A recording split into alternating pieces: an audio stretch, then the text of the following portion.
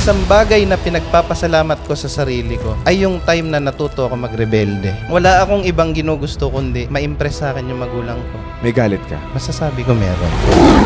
Isa sa nagda-drive sa akin para mas lalong maging successful ay yung revenge. You are driven by revenge.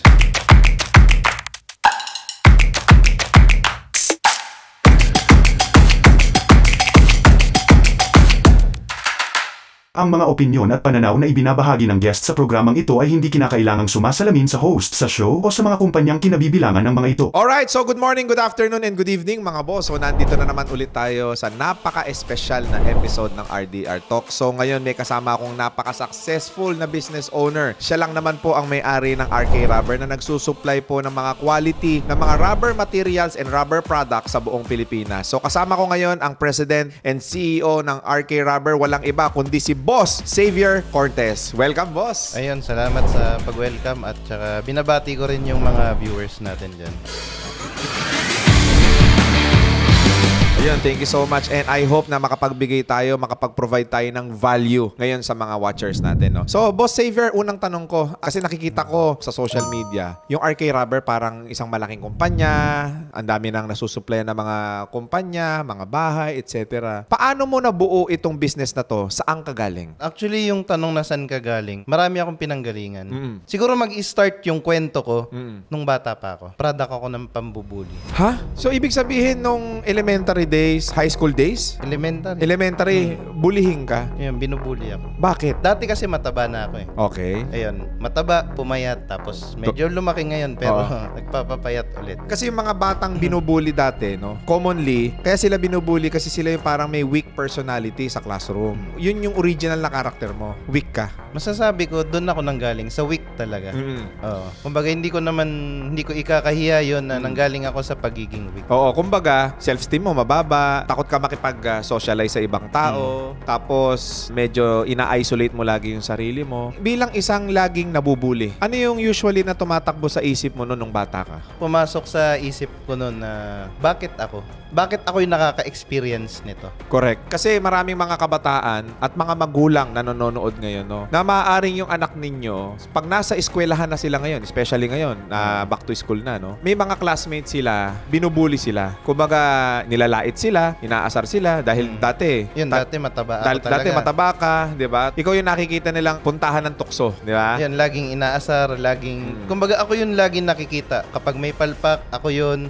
Kapag may pagtatawanan, ako yun. Siguro nung bata ka, naisip mo ba na huminto ka na lang sana ng school? Dumating ba sa isip mo yon nung bata ka? Hindi, kasi kasama rin kasi nung bata ako na talagang pinipilit din kami na pumasok sa school. Kung ikaw ang papipiliin ng mga panahon na yon, syempre, parang ayaw mo nang pumasok sa school eh. Ayun, kung talagang may choice lang talaga, syempre ayoko na pumasok. Tsaka kapag walang pasok nung mga panahon na yun, talagang natutuwa talaga ako. Kapag may bagyo, kapag may suspension ng classes, yun. So, para sa mga taong binubuli at laging bully sa eskwelahan, no? Kasi napaka-controversial na issue yan ngayon. Nag-iiba na talaga yung ugali ng mga tao eh. 'Di ba? Even before pala, meron na palang bulihan na nangyayari sa eskwelahan. So, kwento mo naman sa amin, maalala mo yung mga masasakit na experience nung pumapasok ka sa school. Paano ka binubuli? Dahil sa pagiging mataba, dahil sa pagiging mabagal, lahat ng mga katangian na hindi maganda o yung pagiging weak, talagang nakatutok sa akin. So, parang minsan napapa-question ako, bakit sa karamihan ng bata, bakit sa akin napunta to? Bakit ako yung weak? Bakit ako yung hindi magaling?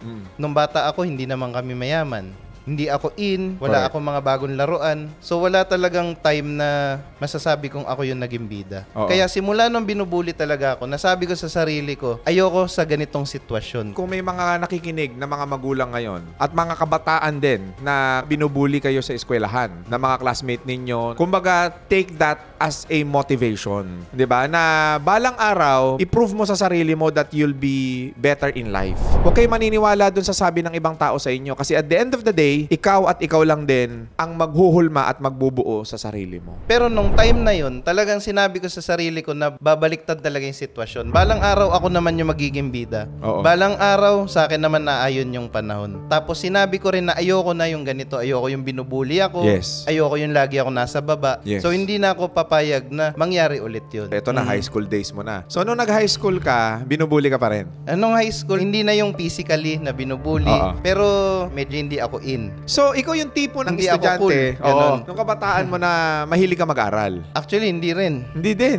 Loser ako. So, kumbaga, ikaw yung tinatawag sa classroom na loser talaga. Ayun, yung pag loser sinabing talaga. loser, si Loser, Xavier yan, loser. Ayan, Ganon. parang ganon yun. Ganon ako nung elementary, pati nung high school. So, loner ka. May mga kaibigan din ako, mga loser din. Nagsama-sama kayo, puro loser kayo. Parang ganon. Actually, I also experienced that, no? So, yung sa school dati, meron talagang grupuhan yan eh. 'Di ba? May samahan ng mga loko-loko, may samahan ng mga nag-aaral, Mga sama ng varsity. may mga samahan ng varsity, Ayun. tapos may mga samahan din ng mga loser. Ayun. Mga geek and nerd. Masasabi natin parang ganon. Kumbaga kaya sila nagsasama-sama, sila yung laging inaapi sa eskwelahan. Ayun, parang ganon. Oo. Nandun ako kabilang. Kumbaga, Oo. doon sa mga laging inaapi, doon sa laging binubuli, Oo. doon sa mga mababa ang tingin. Oo. Actually, yung pambubuli sa akin, yung pagkakaroon ng weak na personality, may pinanggalingan lahat ng yun. Yes. Saan galing yun sa palagay mo? Sa parents. Bakit mo nasabi na galing yun sa parents mo? Actually, sa mga magulang na nanonood ngayon, masasabi ko na ang unang-unang bumubuli sa mga bata, yung magulang. Paano Totoo mo yan. nasabi?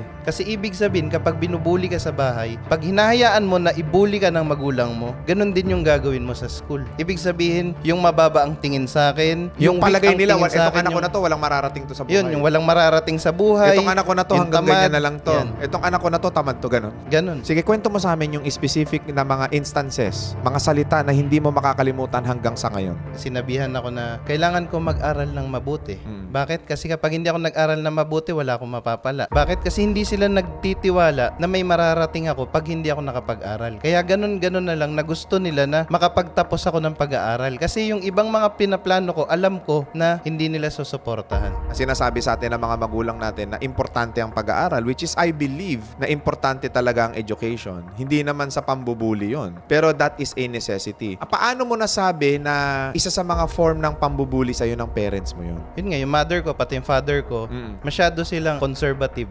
Yun, taga masyado mahigpit, parang military style. Yes. May mga pagkakataon na pinagbabawalan kami sa ganitong bagay, bawal kami lumabas, bawal kaming makipaghalubilo, pipiliin namin yung kaibigan namin, tapos kapag may tumatawag sa bahay namin, hindi pwede yung opposite sex. Bawal sa amin yung mga crush na yan. So, ibig sabihin, yun, pinagbawalan ka na makipagkaibigan sa mga babae.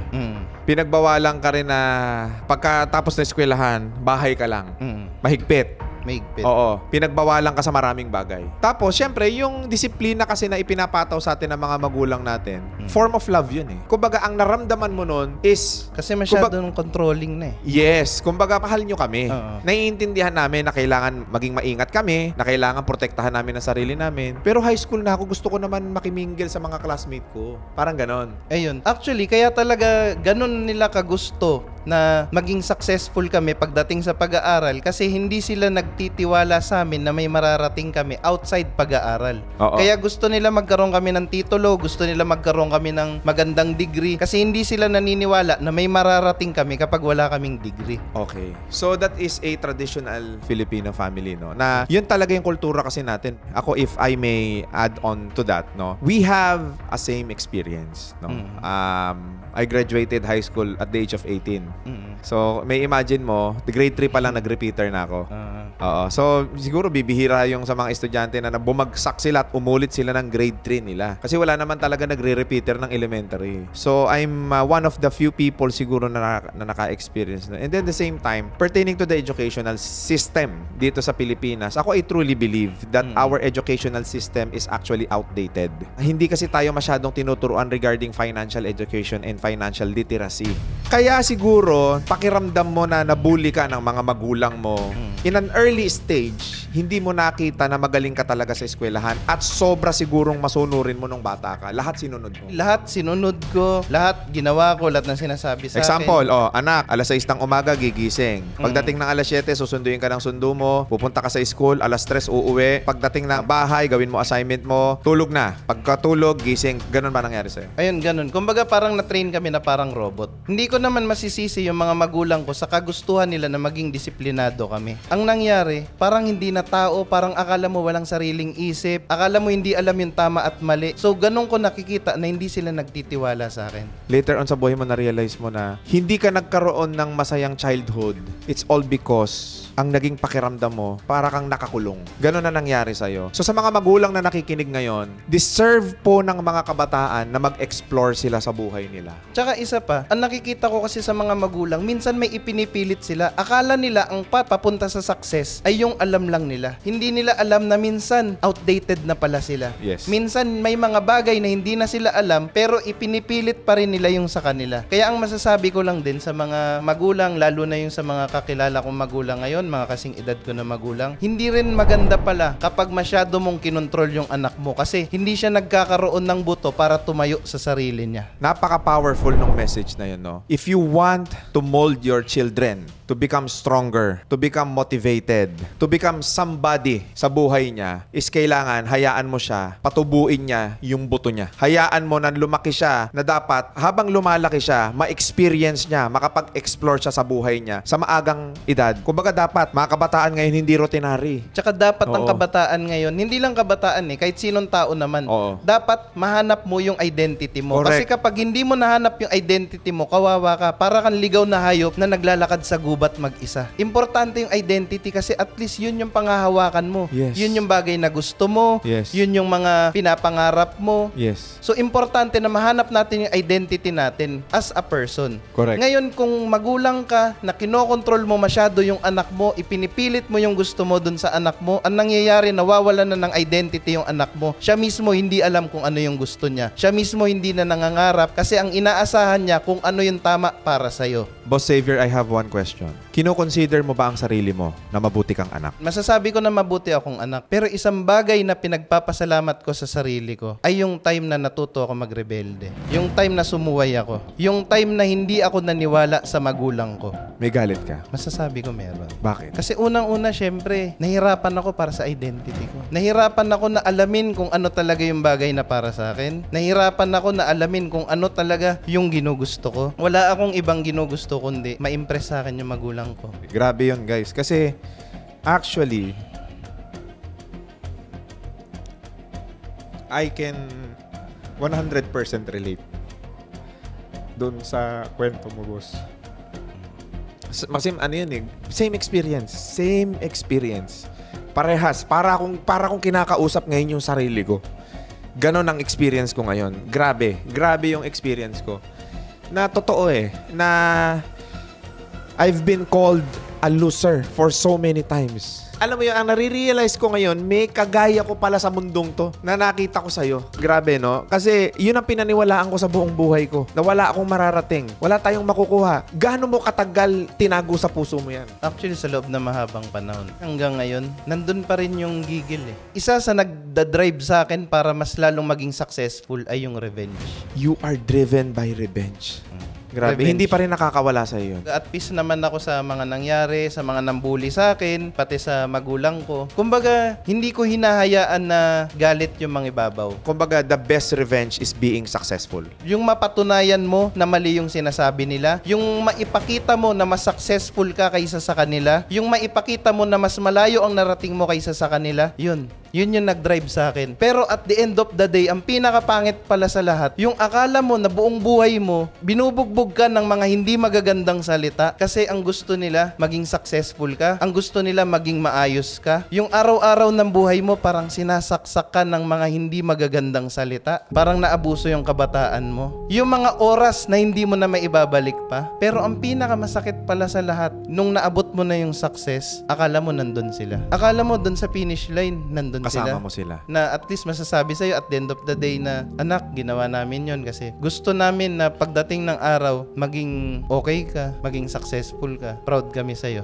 Gusto ko yun. Gusto ko na masabi nila yun at yun yung inaantay ko na salita. Pero pagdating ko dun sa finish line, may excuses pa rin. Ang narinig ko, excuses. Kung dati nung bata ako naririnig ko yung excuses kung bakit hindi ako magiging successful, ngayon naman ang naririnig ko, excuses kung bakit ako successful. So parang dumating din sa point na, hindi, baka kulang pa yung success ko. baka nandun sa kabilang finish line. Right. So pagdating ko sa kabilang finish line, baka nandun sa kabila, baka nasa kabila, baka nandun pa ulit. Hanggang sa shadow na lang pala yung hinahabol ko. Yes. And if we keep on looking doon sa mga validation ng ibang tao sa atin, Boss Xavier, if I may suggest, hindi tayo makaka-move forward sa buhay. And maybe, yung pagiging manhid mo sa ganon, kaya ka dinala doon sa tagumpay ng buhay mo ngayon. Actually, masabi ko na dahil dun sa pagsik ko ng validation, kasi 'di ba masasabi natin sa mga self-development, sa mga self-help na libro, Right. sa mga video, lagi nilang sinasabi na huwag kang hihingi ng validation sa ibang tao, Right. huwag kang makikinig sa ibang tao. Right. Pero Ikaw yung hinabol sa mo ng akin, hinabol yun. hinabol ko ng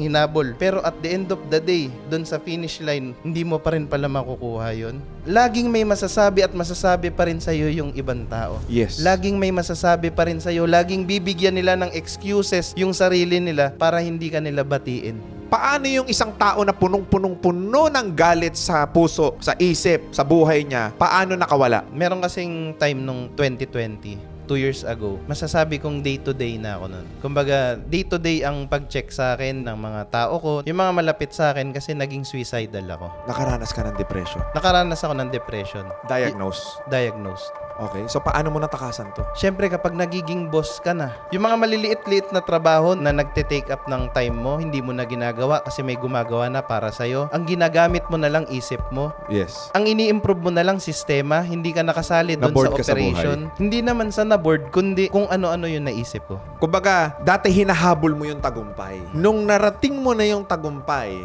Hindi ng mo na buhay alam mo, kung anong hindi mo gagawin na mo. ngayon alam kung ano yung next level mo. Oo. Tapos mapapa-question Ibig sabihin ka. pala, yung mga mayayaman na tao, pwede pa lang sila magkaroon ng depression? Pwede. Kasi ang depression, kahit Tama. sino pwedeng tamaan yan. Yeah. Actually, kasi akala ng mga tao kapag mayaman ka, kapag successful ka, wala ka ng problema. Hmm. 'Di ba? Akala nila okay na. Pero iba ang problema pala ng mayayaman. Sige, bigyan mo ako ng problema na mayaman. Paano mo masisigurado na yung tao, mahal ka talaga, concern talaga sa'yo, or Pera lang ang hanap sa'yo. pera lang yung habol sa'yo. 'Di ba? Kapag mayaman ka, hindi mo malalaman kung sino yung tunay na concern sa'yo. So kapag yun pumasok sa isip mo, parang pakiramdam mo, lahat na lang ng tao may kailangan sa'yo. Lahat ng tao nandyan lang. Bakit? Kasi gusto magsipsip. Kasi gusto ng promotion. 'Di ba? Pag nakita ka na lang malungkot, lalapit sa'yo. Iisipin mo, ito ba talaga totoo? Wala ka namang way para malaman kung totoo yun. Ibig sabihin, nakakapraning maging mayaman. At some point. Di Pero kahit ano mangyari, pipiliin ko pa rin maging mayaman. How can you become successful and at the same time contented and happy in life? Ayun, simple lang. Para sa mga tao na successful na, may financial stability na, financial freedom na, tapos parang nalulungkot pa rin sila, hindi nila alam ang gagawin sa buhay, hindi na nila alam kung ano ang next level. Ang kailangan nilang gawin, alamin nila kung ano talaga yung purpose nila.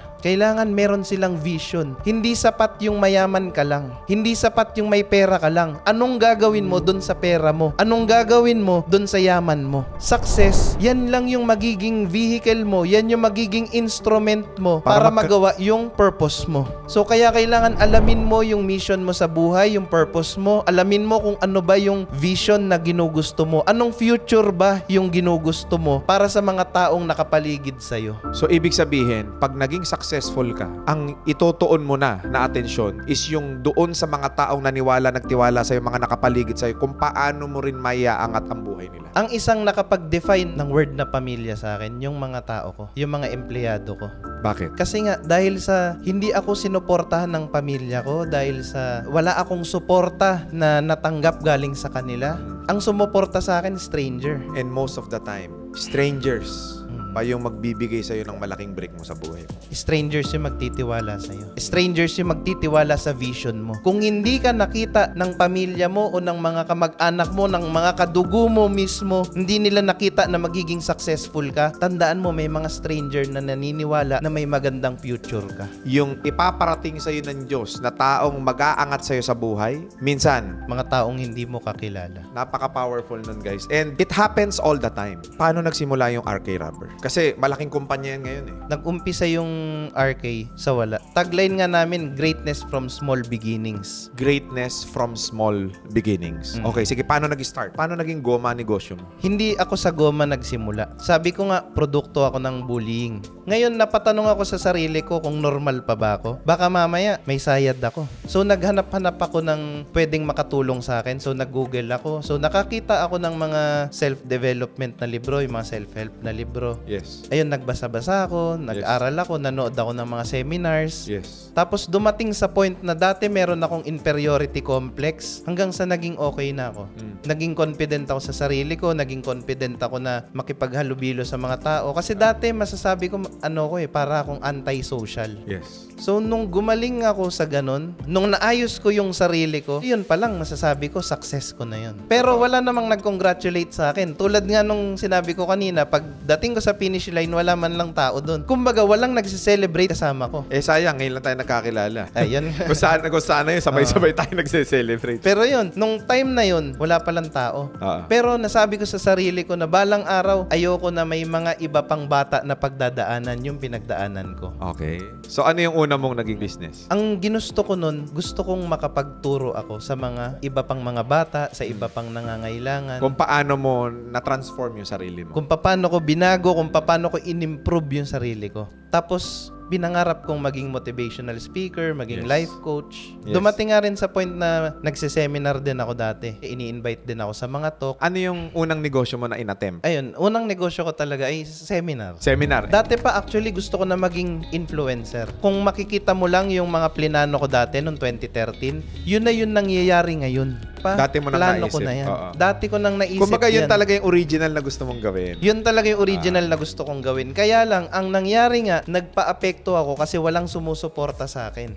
Pag binabalikan ko yung 2013, iniisip ko, paano kaya kung tinuloy ko yung plano ko? Paano kaya kung naging influencer ako? Paano kung hindi ako nakinig? 'Di ba? Konting tapang lang, konting push lang sana. Baka iba na yung takbo ng buhay ko ngayon. Yes. Kung may Boss X ngayon, baka higit pa. Yes. Kumbaga, ibang path, pero same pa rin naman ng Ang ending. ang ending. Alam mo, Boss X, no? Masasabi ko lang, no? Kasi ako nandun ako sa point ng buhay ko ngayon na ito talaga yung calling ko eh. Nakakatuwa at napakasarap sa pakiramdam na marami kang negosyante, mga tao, natutulungan. Nakakaalis sila sa mga depression nila sa buhay nila, anxiety, namomotivate mo sila, nai-inspire mo sila, nakakapag-add ka ng value. Ako, ang nakita ko sa buhay mo, ipinadaan sa'yo yung long cut. Kasi kung binigay sa'yo yung shortcut, baka hindi ikaw yung si Boss X ngayon. This time around, I will officially announce to this channel, to this podcast today, that you are truly a motivational speaker. Na-inspire mo ko, na-move mo ko. And people, sa lahat ng nanonood, sa lahat ng nagfa-follow sa akin, sa lahat ng first time makapanood ng video na to, please follow the channel of Boss X. Ano yung channel na yan? Boss X Movement. Boss X Movement. Mag-follow kayo, mag-subscribe kayo, marami kayong matututunan. Makakatulong si Boss X para magtagumpay kayo sa buhay ninyo. So I'm calling out all entrepreneurs, to all my followers, to all my viewers, please do follow and watch all the videos, all the motivational talks ni Boss X, and I will be glad on guesting you sa mga live events natin, Boss X. Ayun, salamat. So sa lahat ng mga nanonood at nakikinig ng video na to, nawa ay marami kayong napupulot at natututunan, no? Boss X, thank you so much for being here to our show. And thank you so much for being a very good influence sa maraming tao. Kasi yung Boss X movement mo, napakaganda ng vision mo, napakagandang gusto mo mangyari. Although, alam natin na malayo pa. Marami nga nagsasabi, yung mga nag-iisip ng ganyan, si Raulo yan. Tama, di ba? Oo. Gusto mo baguhin mundo, gusto mo baguhin ugali ng tao. But they are the ones who actually change the world. Kumbaga, kudos sa'yo pagdating dyan, di ba?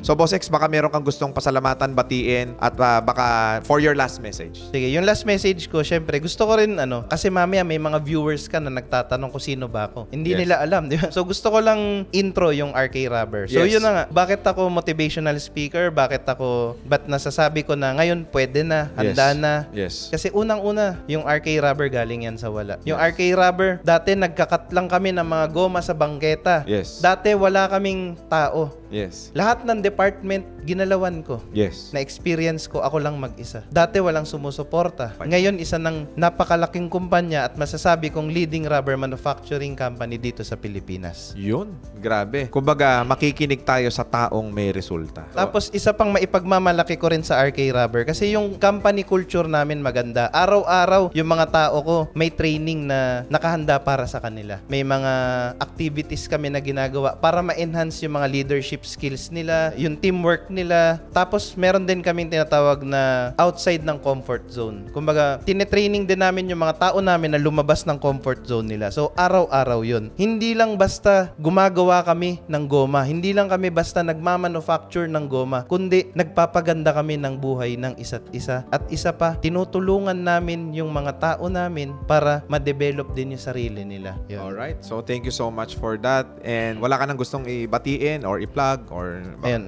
gusto i-shoutout? Yan. sige, bali, subscribe nyo yung channel ko, Boss X Movement, sa YouTube, Facebook, TikTok, lahat-lahat na. So, kasama na yung Spotify. Instagram. Ayun, Instagram. Marami akong isi-share doon. Marami rin akong kwento. Actually, yung kwento ko ng success, yung kwento ng buhay ko, hindi lang yan pang isang upuan. Actually, masasabi ko kung gagawin tong pelikula, series to. Yan. Ayun, sa lahat ng empleyado ng RK Rubber at sa lahat ng mga client ng RK Rubber, ayun, maraming salamat at masasabi ko kung hindi rin naman dahil sa inyo, walang Boss X ngayon. Tuloy-tuloy lang tayo, kahit ano mangyari, padayon. Ayun. Maraming salamat mga boss sa pakikinig at panonood ng podcast na ito. Nawa ay marami kayong natutunan. And please subscribe and click that notification bell kung hindi pa po kayo nakapag-click ng notification bell. Yan, i-click nyo na yan. At mag-subscribe na po tayo sa lahat ng social media account ni Boss RDR, Facebook, YouTube, Instagram, and TikTok. And mga boss, bago tayo matapos, I'd like to share some powerful message na natutunan ko ngayong araw na to with